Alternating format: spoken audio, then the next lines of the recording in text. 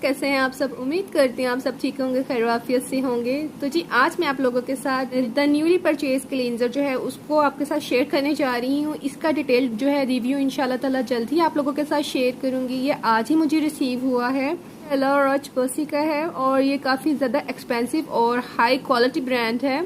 और ये जो क्लींजर है specially combination to oily skin वालों के लिए है, रेकमेंड किया गया। और मैं यूज़ करके देखूंगी कि मेरा इसके साथ कैसा एक्सपीरियंस जाता है, क्योंकि मेरी स्किन ड्राई है। ठीक है, तो आप देख सकते हैं पैकेजिंग बहुत खूबसूरत है और मुझे बहुत ही यानी कि ये अच्छी पैकेजिंग लगी है। मैंने काफ़ी ज़्यादा रीज़नेबल प्राइस में से परचेज़ किया है। ठीक है, तो ये इसके तमाम इंग्रेडिएंट्स हैं जैसे कि आप देख सकते हैं।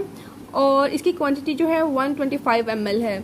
इसके ऊपर तमाम इनके इंग्रेडिएंट्स के ऊपर, इसकी तमाम डिटेल्स के ऊपर इंशाल्लाह ताला मैं आपसे जल्द ही अपना जो है रिव्यू शेयर करूंगी, क्योंकि आज ही मैंने इसे रिसीव किया है और मैंने कहा मैं आप लोगों के साथ छोटी सी जो है ये वीडियो